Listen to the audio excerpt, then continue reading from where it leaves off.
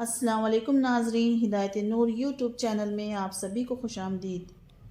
حضرت آدم علیہ السلام جنت میں عیش و آرام سے رہتے تھے، مگر آپ اپنے ہم شکل ساتھی کے نہ ہونے سے اداس رہتے تھے۔ اللہ تعالیٰ نے حضرت جبرائیل علیہ السلام کو حکم دیا کہ جب آدم سو جائیں تو ان کی بائیں پسلی اس طرح نکالو کہ ان کو تکلیف نہ ہو۔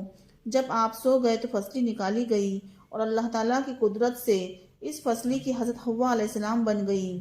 اگر پسلی نکالنے میں تکلیف ہوتی تو مرد کو اپنی بیوی سے محبت نہ ہوا کرتی۔ حضرت حوا میں وہ سب عادتیں اور خوبیاں موجود تھیں کہ جو عورتوں میں ہوتی ہے، جیسے حسن و جمال، شرم و حیا، محبت و الفت، صبر و شکر وغیرہ۔ حضرت حوا کو جنتی لباس پہنا کر اور خوب سجا کر حضرت آدم علیہ السلام کے پاس تخت پر بٹھا دیا، اور اسی وقت حضرت آدم علیہ السلام بھی جاگ گئے، اور آپ حضرت حوا کو دیکھ کر بہت خوش ہوئے اور محبت کے جوش میں چاہا کہ ان کو لپٹ جاؤں۔ اللہ تعالیٰ نے فرمایا کہ اے آدم، بلا نکاح کے ان کو ہاتھ نہ لگانا۔ پھر آپ نے نکاح کے لیے درخواست کی۔ اللہ تعالیٰ نے خطبہ پڑھا اور فرشتے گواہ ہوئے اور نکاح ہو گیا۔ پھر فرشتوں نے فرمایا کہ اے آدم، پہلے حق مہر تو ادا کرو۔ آپ نے فرمایا کہ حق مہر کیا ہے؟ تو فرشتوں نے فرمایا کہ نبی پاک صلی اللہ علیہ وسلم پر درود شریف پڑھو۔ پھر حضرت آدم علیہ السلام نے اللہ تعالیٰ کا ان الفاظ میں شکریہ ادا کیا: سبحان اللہ والحمد للہ ولا الہ الا اللہ واللہ اکبر ولا حول ولا قوة الا باللہ العلی العظیم۔ پھر اللہ تعالیٰ کا حکم ہوا کہ اے آدم، تم اور تمہاری بیوی حوا دونوں جنت میں آرام سے رہو اور جو چاہو کھاؤ پیو، مگر اس درخت کے پھل نہ کھانا، اور سن لو شیطان تمہارا کھلا ہوا دشمن ہے، تم بھی اس کو دشمن سمجھو، اس کے دھوکے میں نہ آنا۔ آپ خوب آرام اور خوشی سے جنت میں رہنے لگے اور شیطان کی طرف سے بے فکر ہو گئے کہ وہ تو دنیا میں ہے، ہم جنت میں ہیں، یہاں نہیں آ سکتا۔ ادھر شیطان نے اس بات پر کمر باندھ رکھی تھی کہ حضرت آدم علیہ السلام سے نافرمانی کرا کر ان کو بھی جنت سے نکلواؤں، اور اس نے جنت میں جانے کی تدبیر کی۔ شیطان اللہ تعالیٰ کے 3 نام جانتا تھا، ان کو پڑھ کر آسمانوں کو طے کرتا ہوا جنت کے قریب بیٹھ گیا اور پھر وہ نام پڑھنے شروع کیے۔ جنت کی دیوار پر مور بیٹھا تھا۔ اس نے پوچھا کہ تو کون ہے؟ شیطان نے کہا کہ فرشتہ ہوں اور جنت میں جانا چاہتا ہوں، اور جنت کے دروازے بند ہیں۔ اگر تو مجھے کسی طرح جنت میں لے جائے تو میں تجھے ایسا وظیفہ بتاؤں گا جس کے پڑھنے سے یہ 3 باتیں تجھے حاصل ہوگی: تو کبھی بوڑھا نہ ہوگا، ہمیشہ زندہ رہے گا اور ہمیشہ جنت میں ہی رہے گا۔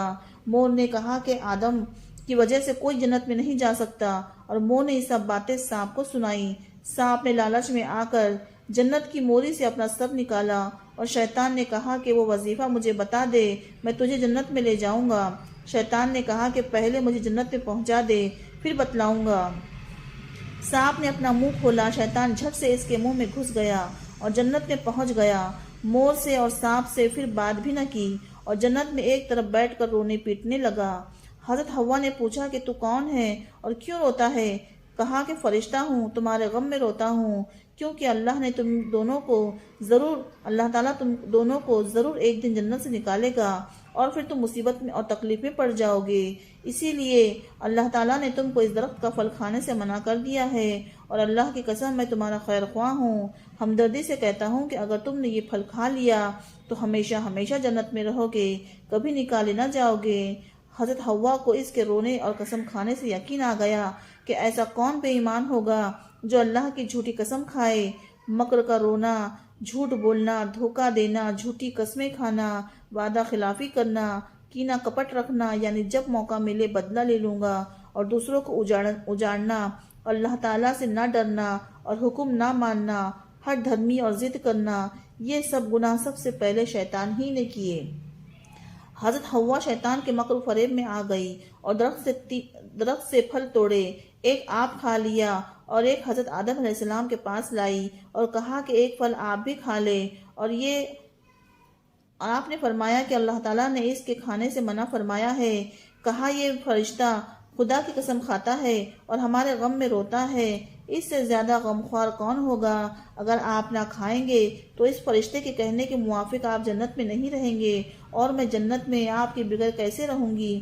انہی باتوں میں حضرت آدم علیہ السلام بھی بھول گئے اور پھل کو منہ میں ڈالا ہی تھا کہ حلق سے نیچے بھی نہ اترا تھا کہ اللہ تعالیٰ کا غضب آ گیا اور جنت کے کپڑے اتار کر دونوں کو برہنہ کر دیا گیا۔ بدن چھپانے کے لیے جس درخت کے پاس پتے لینے جاتے وہ درخت اونچا ہو جاتا اور جنت کی تمام چیزوں کی طرف سے کہا جاتا کہ ہم سے دور ہو جاؤ، تم اللہ تعالیٰ کی نافرمانی کر کے مجرم ہو گئے ہو۔ آپ خوف اور شرم و حیا کی وجہ سے بے چین ہو گئے۔ اسی وقت حضرت جبرائیل علیہ السلام نے کہا کہ اے آدم، تم اللہ تعالیٰ سے معافی مانگو۔ آپ نے یہ دعا مانگی کہ اے ہمارے رب، ہم نے اپنی جانوں پر ظلم کیا، ہمیں معاف کر دیجئے۔ اگر آپ ہم کو معاف نہ کریں گے اور رحم نہ فرمائیں گے تو ٹوٹا پانے والوں میں ہو جائیں گے۔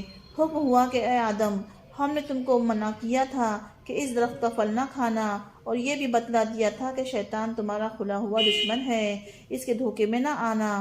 اب اس نافرمانی کی سزا یہ ہے کہ تم دونوں جنت سے نکلو اور دنیا میں جاؤ۔ اور حضرت جبرائیل علیہ السلام کو حکم ہوا کہ آدم اور حوا کو، سانپ اور مور کو اور شیطان نافرمان کو جنت سے نکال کر دنیا میں ڈال دو۔